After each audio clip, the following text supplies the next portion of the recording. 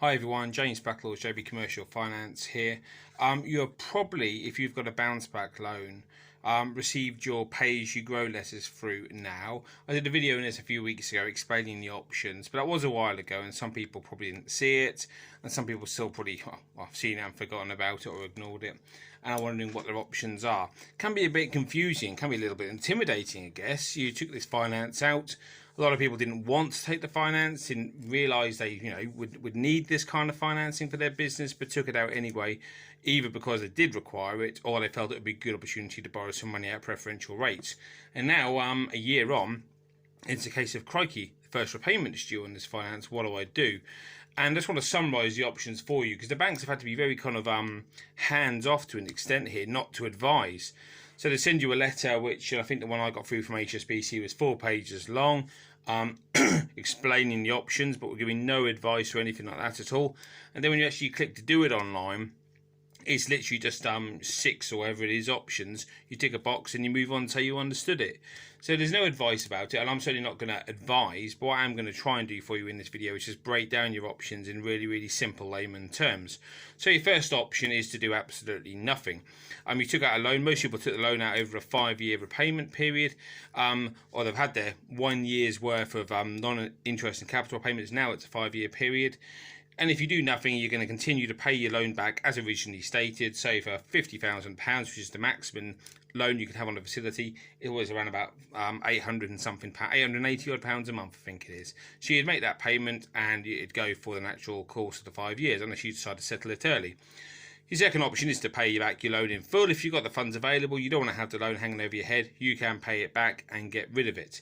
If you're in a position to do that, that's fantastic. Do bear in mind, please, that it is probably the cheapest and least onerous finance you'll ever get in the SME marketplace. So if you've got any finance planned for the next 2-3 years, it's possibly worth hanging on to it just in case you need it. But great, get rid of it as well, get it off your back. If you didn't need it, good luck to you. Then it gets to the slightly more complicated options. So you can stretch the term of your bounce back loan to 10 years. Certainly the facility I looked at on HSBC, you could switch it to 10 years, but you had no option in the middle. So you couldn't switch it to 7 years or 8 years. Whether if you get in touch with your individual provider and discuss this with them to be able to do that, I genuinely don't know. So you can make it 10 years, repayments start again in July as outlined. No problem at all. Generally not quite halving your costs because there's more interest payable, but it reduces your costs significantly. Those things are all quite straightforward. Then there's the two which is slightly more complicated. You can continue to have another 6-month capital and interest repayment holiday.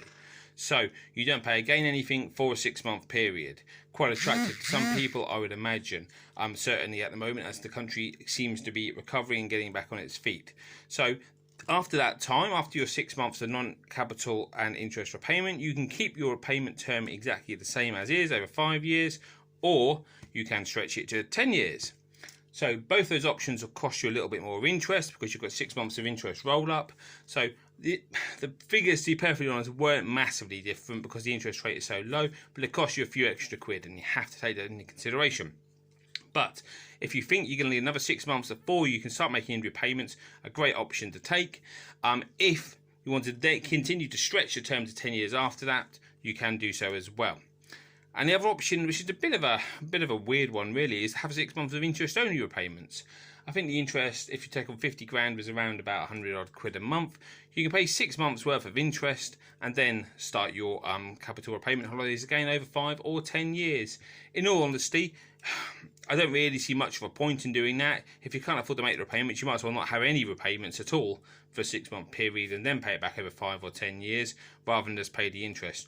Albeit if you service the interest over the term of the period of time, you'll pay slightly less interest, albeit not a huge amount. So to me, the most obvious things to do are either to start your repayment straight away because you can afford to do it, or have a 6 months worth of breaks. Now you can use these facilities throughout the term as well. You can use the 6 months of capital and interest payment once during the term, I believe, and the interest only repayment 3 times during the term of the loan. So you have options if things get tighter later as well. But for now, you have to make a decision. They're the choices you've got. I've sort of rambled on a little bit longer than usual on this one, but they're big decisions people are making which are going to affect their business for years to come. So hopefully you found it useful.